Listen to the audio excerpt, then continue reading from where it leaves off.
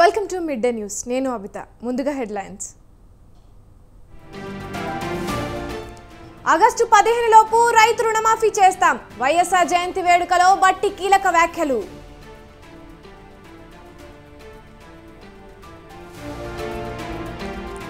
కాసేపట్లో ఎమ్మెల్యేల అనర్హతపై హైకోర్టు విచారణ. పార్టీ ఫిరాయింపును వ్యతిరేకిస్తూ బీఆర్ఎస్ పిటిషన్.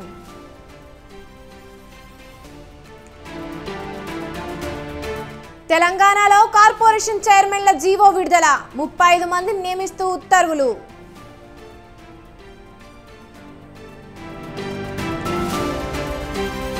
రేపు ఏపీలో ఇసుక పాలసీపై శ్వేతపత్రం విడుదల. జగన్ ప్రభుత్వంలో జరిగిన అక్రమాలపై వివరణ.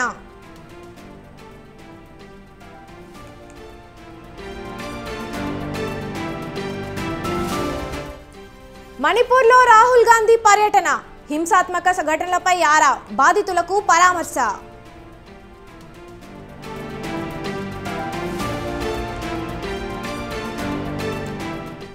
ముంబై నగరాన్ని ముంచెత్తిన వానలు. వరద బీభత్సంతో జనం ఇబ్బందులు.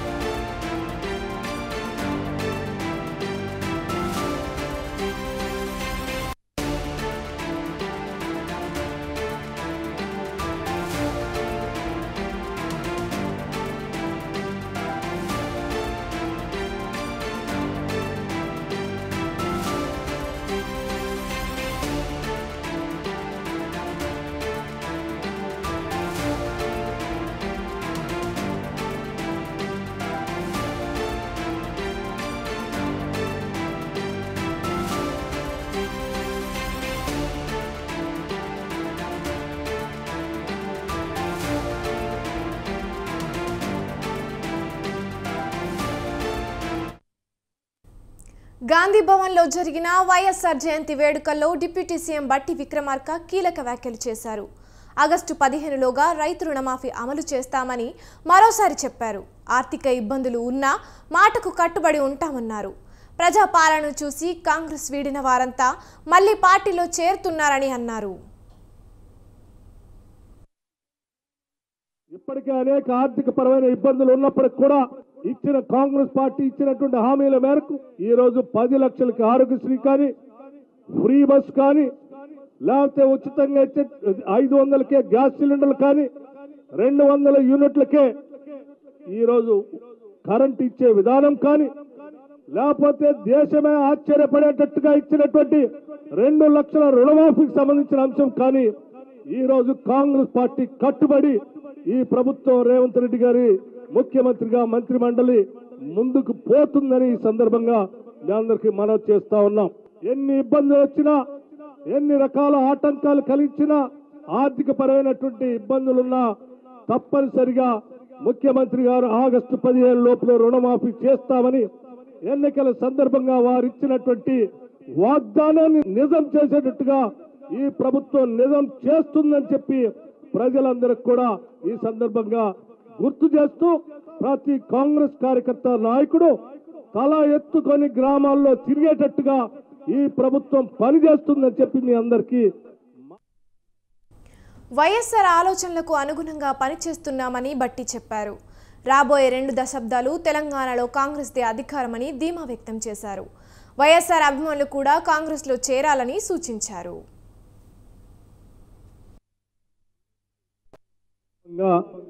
తప్పనిసరిగా వారి ఆలోచన అనుగుణంగా మనం నడిచే కార్యక్రమంలో భాగంగా మనం అందరం మరొక్కసారి అంకితమై ప్రజల కోసం పనిచేసే కార్యక్రమంలో ముందుకు పోతా ఉన్నాం. జల వనరులకు సంబంధించి జలయజ్ఞం పేరు మీద వారు తీసుకున్నటువంటి ప్రతి ప్రాజెక్టు ఈనాటికి కూడా పెద్ద ఎత్తున ముందుకు పోవటానికి, వాటి ద్వారా ప్రజలకి మేలు జరగటానికి ఆనాడే వారు పునాదులు వేశారు. పేదవాళ్ళందరూ కూడా అనారోగ్యానికి గురైతే ఆర్థిక పరిస్థితులు సహకరించకపోవటం వల్ల కళ్ల ముందే చనిపోతా ఉంటే చేయలేని నిస్సహాయ స్థితిలో ఉండి బాధపడుతున్నటువంటి ప్రజానికం మొత్తానికి కూడా మేమున్నామని చెప్పి రాజీవ్ ఆరోగ్యశ్రీ కార్యక్రమాన్ని ప్రవేశపెట్టి కార్పొరేట్ ఆసుపత్రుల్లో కూడా వైద్యం చేపించుకునేటువంటి స్థాయికి ప్రతి పేదవాడికి వైద్యాన్ని అందుబాటులో తీసుకొచ్చిన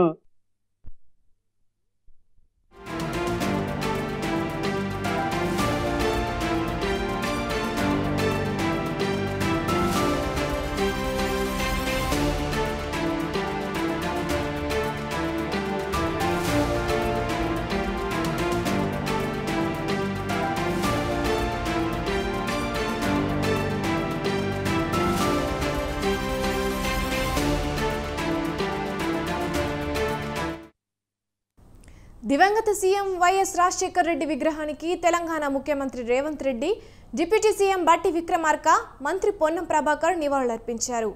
వైఎస్ఆర్ 75వ జయంతి సందర్భంగా బంజారాహిల్స్లోని సిటీ సెంటర్ వద్దనున్న ఆయన విగ్రహానికి పూలమాలలు వేశారు. ఫోటో ఎగ్జిబిషన్ను సందర్శించారు.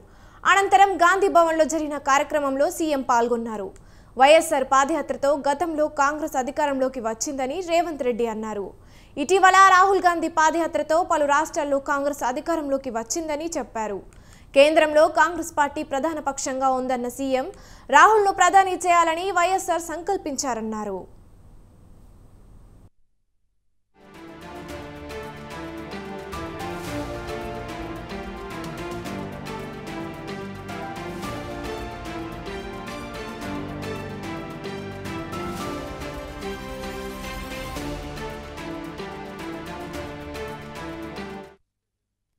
రాహుల్ని ప్రధానిని చేస్తేనే పేదలకు సంక్షేమం అందుతుందని రేవంత్ చెప్పారు.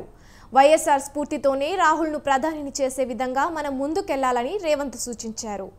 వైఎస్ఆర్ ఆశయం అంటే సంక్షేమం, అభివృద్ధి అని గుర్తు చేశారు. మూసి ప్రక్షాళన చేయాలనే ఆలోచన వైఎస్ఆర్ స్ఫూర్తితోనే ప్రభుత్వం చేపట్టిందని రేవంత్ చెప్పారు. రాష్ట్రంలో కాంగ్రెస్ గెలుపునకు కృషి చేసిన వారికి చైర్మన్ పదవులు ఇచ్చామని చెప్పారు. ప్రతి కార్యకర్తకు గుర్తింపు ఉంటుందన్న రేవంత్ రెడ్డి రాహుల్ గాంధీ నాయకత్వానికి వ్యతిరేకంగా వెళ్లేవారు వైఎస్ వారసులు కాదన్నారు. పీసీసీ అధ్యక్షుడిగా 3 సంవత్సరాలు ఎన్నో ఒడిదుడుకులను ఎదుర్కొన్నారని రేవంత్ తెలిపారు.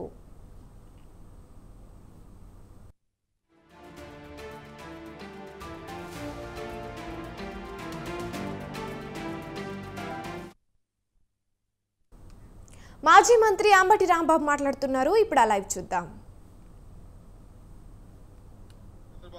రేవంత్ రెడ్డి గారు ఉమ్మడి మీటింగ్ జరిగింది కాబట్టి వారిద్దరూ ఉమ్మడిగా మీడియా ముందుకు వచ్చి వివరణ ఇస్తారని అందరూ ఎదురు చూశారు. వాళ్ళు రాలేదు. మంత్రివర్గ సభ్యులు ఇచ్చారు.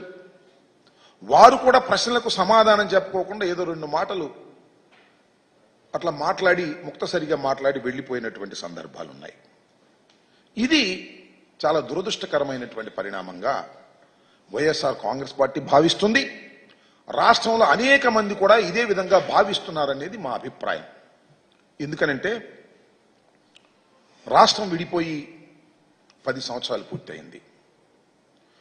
ఆంధ్రప్రదేశ్ 2 రాష్ట్రాలుగా విభజన జరిగినప్పుడు ఏపీకి మన రాష్ట్రానికి అనేకమైనటువంటి సమస్యలు అపరిష్కృతంగా మిగిలిపోయాయని, దానివల్ల మనకు తీవ్రమైన నష్టం జరుగుతుందనేటువంటి అభిప్రాయం ఈవెన్ చంద్రబాబు నాయుడు గారు కూడా చాలా సందర్భాల్లో చెప్పారు. రాష్ట్రం విడిపోయినప్పుడు మొదటిగా ముఖ్యమంత్రి అయింది నారా చంద్రబాబు నాయుడు గారు.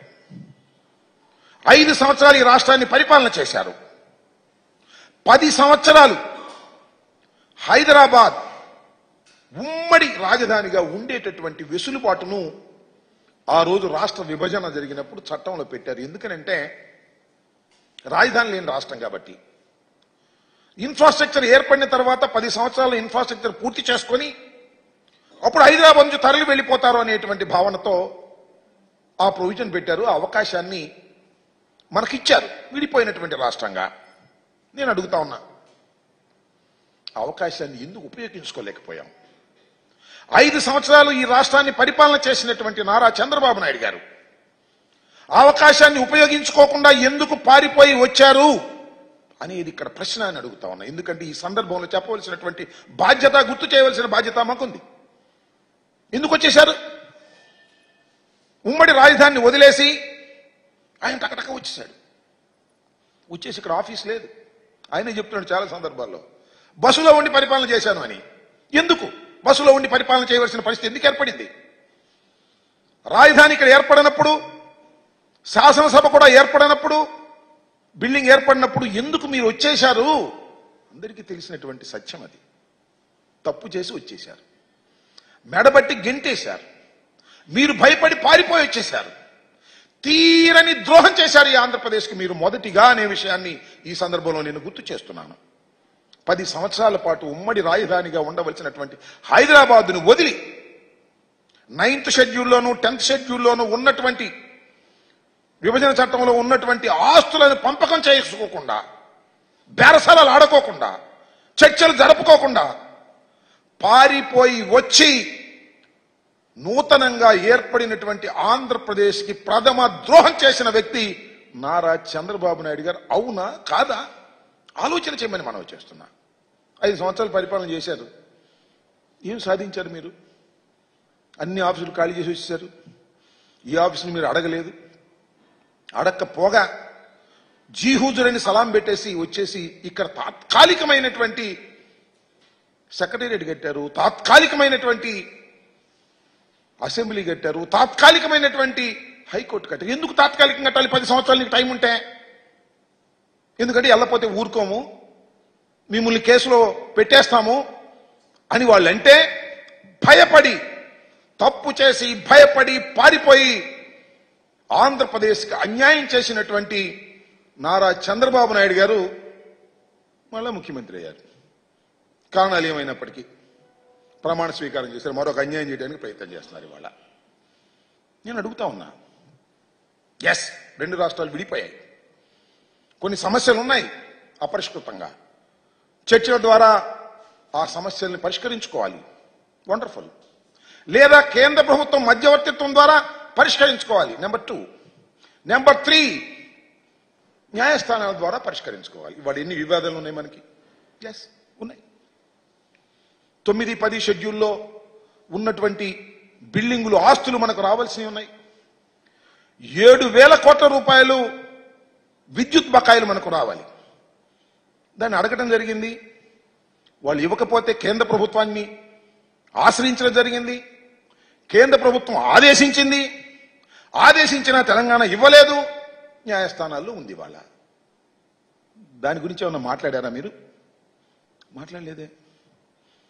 మాట్లాడినట్టు ఎక్కడ అనిపించడం లేదే. అది పోగా చిత్రమైన విషయం ఏంటంటే, శ్రీశైలం, నాగార్జున సాగర్ ఈ 2 ఉమ్మడి ప్రాజెక్టులు సరిహద్దులో ఉన్నాయి. వారికి మనకి సరిహద్దులో ఉన్నాయి కాబట్టి ఉమ్మడి ప్రాజెక్టులు. వాటిలో అనేక ఇష్యూస్ ఉన్నాయి. వాటి గురించి మాట్లాడారా? ఇవాళ పోతిరెడ్డిపాడుకు సంబంధించి నేను అడుగుతా ఉన్నా, రాయలసీమకు నీళ్లు వెళ్ళాలంటే 881 ఫీట్స్ లెవెల్లో ఉంటే తప్ప నీళ్లు వెళ్ళవు. అక్కడ దాకా రాణిస్తున్నారా తెలంగాణ వాళ్ళు? విద్యుత్ కోసం వదిలేస్తున్నారు అక్కడ దాకా రాకోకుండా. దీనివల్ల రాయలసీమ నష్టపోతుంది. ఈ సమస్య గురించి మీరేమన్నా మాట్లాడారా? మాట్లాడాల. లేదు. నాగార్జున సాగర్ నేను మనవి చేస్తున్నా, నాగార్జున సాగర్లో రైట్ కెనాల్కి నీళ్లు మనం ఇవ్వాలి అంటే తెలంగాణ పర్మిషన్ కావాలి. తాళాలు వాళ్ళ దగ్గర ఉన్నాయి, వాళ్ళ స్వాధీనంలో ఉంది. 50-50గా ఉండవలసింది మన ఏరియాని కూడా వాళ్ళ స్వాధీనంలోకి వెళ్ళింది. ఎందువల్ల వెళ్ళింది? తెలంగాణలోని సాగునీటి ప్రాజెక్టుల నిర్వహణకు నిధులేవి? కొన్ని రోజులుగా రాష్ట్రంలో ఈ మాట బలంగా వినిపిస్తోంది. గతేడాది చివర్లో తెలంగాణలో కొత్తగా కాంగ్రెస్ ప్రభుత్వం అధికారంలోకి రావడం, ఆ తర్వాత వరుసగా ఎన్నికలు, ఎలక్షన్ కోడ్ కారణంగా నిధుల మంజూరుకు బ్రేక్ పడింది. దీంతో వర్షాకాలంలోగా చేపట్టాల్సిన పనులు ఎక్కడివక్కడే నిలిచిపోయాయి. ఇది ఇలాగే కొనసాగితే పరిస్థితి కష్టమంటున్నారు సాగునీటి రంగ నిపుణులు. మరి రేవంత్ సర్కార్ ఈ మొత్తం వ్యవహారంలో ఏం చేయబోతోంది?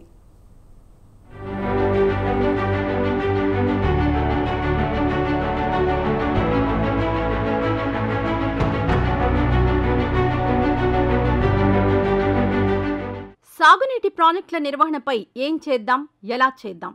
ప్రస్తుతం తెలంగాణ ప్రభుత్వం ముందున్న అతిపెద్ద ప్రశ్న ఇదే. అవును, రాష్ట్రంలో సాగునీటి ప్రాజెక్టుల నిర్వహణ కోసం గత కొన్నాళ్లుగా నిధులు విడుదల కావడం లేదు. ఇదే ఇప్పుడు ఆందోళన కలిగిస్తున్న అంశం.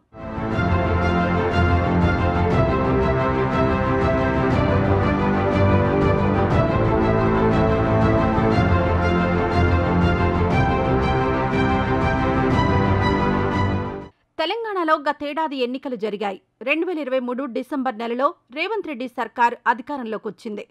అయితే ఆ తర్వాత కొన్ని రోజులకే పార్లమెంట్ ఎన్నికలు రావడం, దేశవ్యాప్తంగా ఎన్నికల కోడ్ సుమారు 2.5 నెలల పాటు ఉండడంతో నిధుల మంజూరుకు బ్రేక్ పడింది.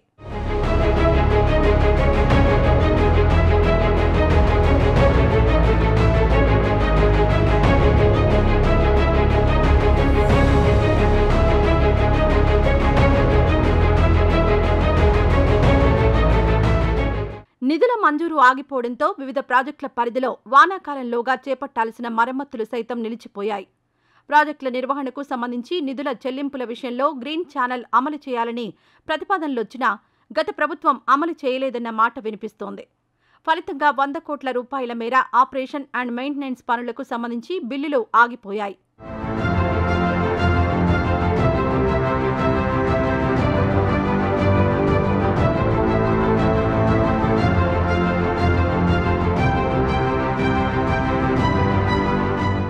అయితే ఏ శాఖకు లేని విధంగా నీటిపారుదల శాఖకు కార్యదర్శి, ప్రత్యేక కార్యదర్శులున్నా ఈ అంశంపై దృష్టి సారించడం లేదన్న విమర్శలు గత కొంతకాలంగా బలంగా వినిపిస్తున్నాయి.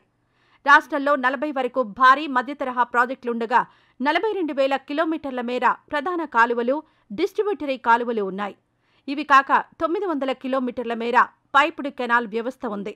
138 పంప్ హౌజులు, నీటిపారుదల శాఖ కోసం ప్రత్యేకంగా కట్టిన 115 దాకా సబ్స్టేషన్లు, 130,000 అక్విడక్ట్లు, బ్రిడ్జిలు, సైఫన్లు ఉన్నాయి.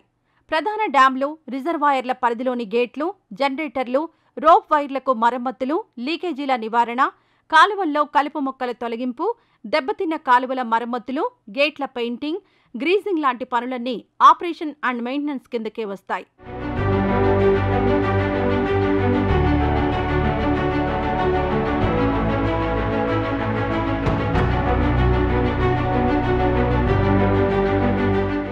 ప్రతి ఏటా ఇలాంటి మరమ్మత్తు పనుల కోసం 600 కోట్ల మేర నిధులు అవసరమవుతాయన్న అంచనాలున్నాయి.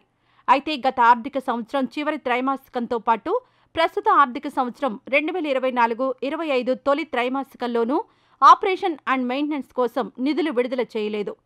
ఇలాంటి బిల్లులు సుమారు 100 కోట్ల వరకు ఆగిపోవడంతో చిన్న కాంట్రాక్టర్లు విలవిల్లాడిపోతున్నారు.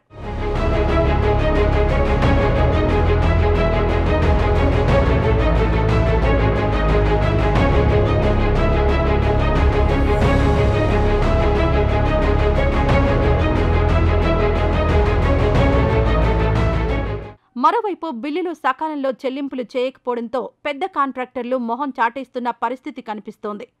ఎక్కడిదాకో ఎందుకు సుమారు 1,00,000 కోట్ల రూపాయలతో కట్టిన కాళేశ్వరం ప్రాజెక్టులోని బ్యారేజీల వైఫల్యానికి ఆపరేషన్ అండ్ మెయింటెనెన్స్ లోపమే ప్రధాన కారణమని జాతీయ ఆనకట్టల భద్రతా సంస్థ ఇప్పటికే తేల్చింది. వాస్తవానికి నిర్వహణ పనుల ఖరీదు చిన్నదే అయినా వాటిని విస్మరిస్తే కలిగే నష్టం 100 కోట్ల మేర ఉంటుందని అధికారులు చెబుతున్నారు. అయితే నిధులు విడుదల కాకపోవడం, బిల్లులు చెల్లించకపోవడంతో రాష్ట్రంలోని అత్యంత కీలకమైన నాగార్జున సాగర్, శ్రీరామ్ సాగర్, కడెం సహా పలు ప్రాజెక్టుల నిర్వహణ అస్తవ్యస్తంగా మారిందన్న అభిప్రాయం వ్యక్తమవుతోంది.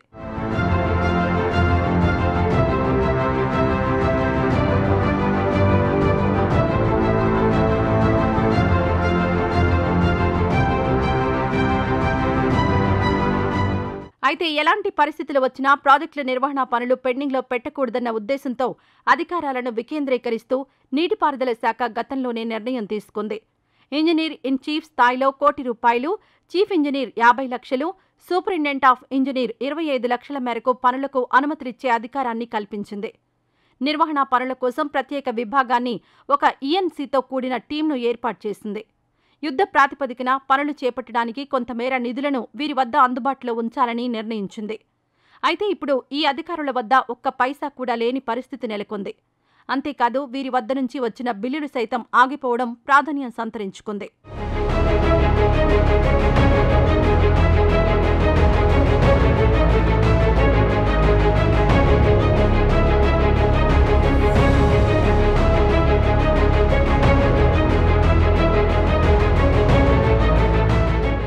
ప్రస్తుతం అన్ని రకాల ఎన్నికలు పూర్తయ్యాయి. ఎన్నికల కోడ్ సైతం తొలగిపోయింది. పంచాయతీ ఎన్నికల నిర్వహణకు మరికొంత సమయం పట్టనుంది. దీంతో అప్పటిలోగా ఆయా ప్రాజెక్టుల నిర్వహణ పనులు చేపట్టాలన్న డిమాండ్ వినిపిస్తోంది. పైగా వర్షాకాలం కావడంతో సాధ్యమైనంత త్వరగా పనులు చేపట్టాలని కోరుతున్నారు సామాన్య ప్రజలు.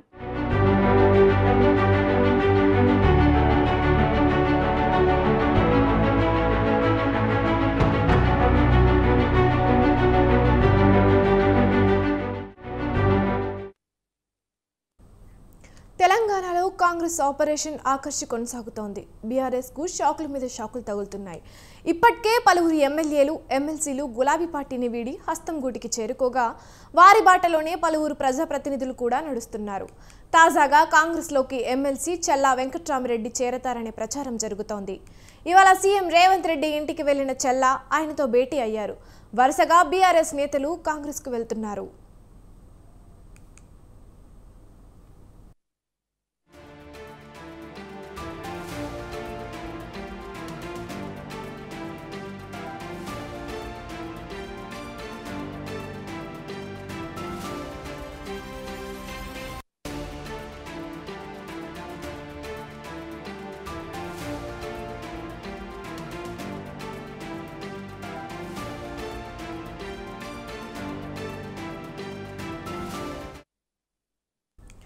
తెలంగాణలో కాంగ్రెస్ ఆపరేషన్ ఆకర్షి కొనసాగుతోంది.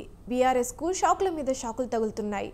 ఇప్పటికే పలువురు ఎమ్మెల్యేలు, ఎమ్మెల్సీలు గులాబీ పార్టీని వీడి హస్తం గూటికి చేరుకోగా వారి బాటలోనే పలువురు ప్రజాప్రతినిధులు కూడా నడుస్తున్నారు. తాజాగా కాంగ్రెస్లోకి ఎమ్మెల్సీ చల్లా వెంకట్రామిరెడ్డి చేరతారనే ప్రచారం జరుగుతోంది. ఇవాళ సీఎం రేవంత్ రెడ్డి ఇంటికి వెళ్లిన చల్లా ఆయనతో భేటీ అయ్యారు. వరుసగా బీఆర్ఎస్ నేతలు కాంగ్రెస్లోకి చేరుతున్న నేపథ్యంలో భేటీకి ప్రాధాన్యత ఏర్పడింది. ఇక ఇదే అంశంపై మరింత సమాచారాన్ని మా ప్రతినిధి రాజు ఫోన్ లైన్ ద్వారా అందిస్తారు. చెప్పండి రాజు.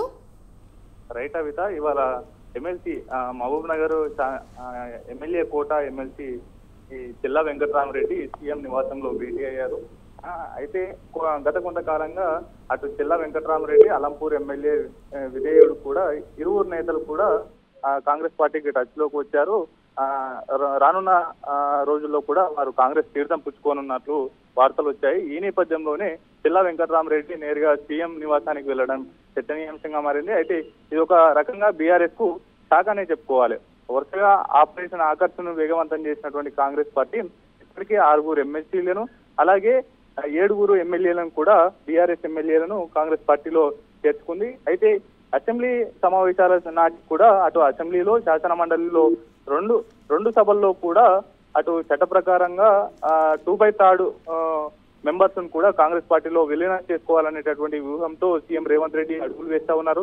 దాంట్లో భాగంగానే మహబూబ్ నగర్ ఉమ్మడి జిల్లా మీద ఫోకస్ చేశారు సీఎం రేవంత్ రెడ్డి.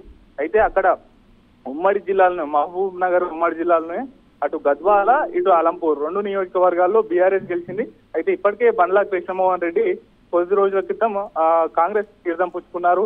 అయితే ఆయన ఇదే బాటలో కూడా చల్లా వెంకట్రామిరెడ్డి కూడా ఉన్నట్లు తెలుస్తా ఉంది. అయితే చల్లా వెంకట్రామిరెడ్డి గతంలో స్వతంత్ర అభ్యర్థిగా గెలుపొందిన అనంతరం కూడా కాంగ్రెస్ పార్టీలో చేరారు, కొంతకాలం పనిచేశారు. ఆ తర్వాత అలంపూరు ఎస్టీ రిజర్వ్డ్ కావడంతో రాజకీయాలకు కొంత దూరంగా ఉంటూ వస్తున్నారు. 2023లో బీఆర్ఎస్ తరఫున ఎమ్మెల్యే కోట ఎమ్మెల్సీని కూడా పొందారు. అయితే ఈ నేపథ్యంలోనే ఇవాళ సీఎం రేవంత్ రెడ్డితో భేటీ కావడం కూడా కాంగ్రెస్ పార్టీలో చేరుతారనేటటువంటి పెద్ద ఎత్తున చర్చ జరుగుతా ఉంది. అయితే ఆయన ఇవాళనే చేరుతారని అందరూ భావించినప్పటికీ సీఎం రేవంత్ రెడ్డి త్వరలోనే ఉమ్మడి మహబూబ్ నగర్ జిల్లాకు సంబంధించి జిల్లాల పర్యటన ఉంది కాబట్టి ఆ జిల్లాల పర్యటన సమయంలోనే ఆయన పార్టీలో చేర్చుకోవాలనేటటువంటి భావనలో కాంగ్రెస్ పార్టీ నేతలు భావిస్తా ఉన్నారు. రైట్, థ్యాంక్ యూ రాజు.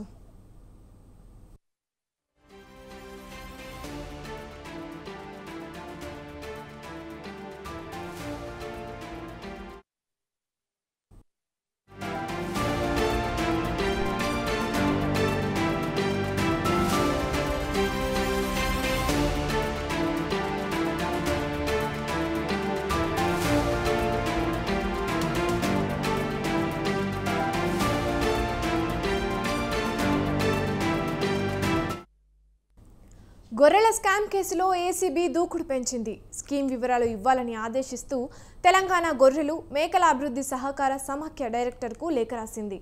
అయితే ఇప్పటికే ఈసీఐఆర్ కేసు నమోదు చేసిన ఈడీ అధికారులు వివరాలు ఇవ్వాలని కోరారు. మరోపక్క ఇదే కేసులో దర్యాప్తు వేగవంతం చేసిన ఏసీబీ ఇప్పటి వరకు 10 మందిని అరెస్టు చేశారు. ఓఎస్డీ కళ్యాణ్, మాజీ డైరెక్టర్ రామచందర్ సహా పలువురిని అరెస్టు చేసి కూపీలాగుతోంది. అయితే కస్టడీలో విచారణలో కళ్యాణ్, రామచందర్లు ఎలాంటి వివరాలు తెలుపలేదని సమాచారం.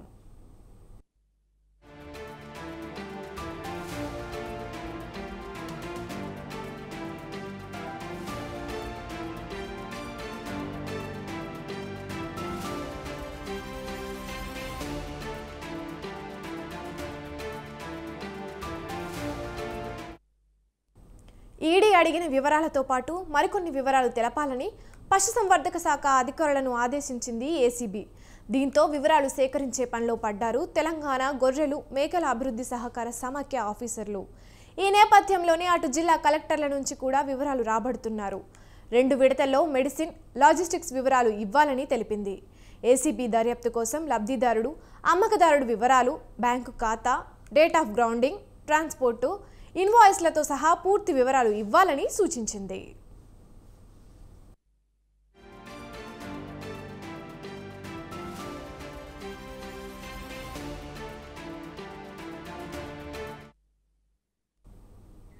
మేడ్చల్ జిల్లా ఫిర్జాదిగూడలో అక్రమ నిర్మాణాల కూల్చివేతతో ఉద్రిక్త వాతావరణం నెలకొంది. నగర పాలక సంస్థ పరిధిలోని సర్వే 1లో వెలిసిన భారీ నిర్మాణాలను తొలగింపు వ్యవహారంపై రాజకీయ రంగు పులుముకుంది. మేయర్ పీఠం కోసమే నిర్మాణాలను తొలగిస్తూ తమను ఇబ్బందులకు గురి చేస్తున్నారంటూ వాపోయారు బాధితులు.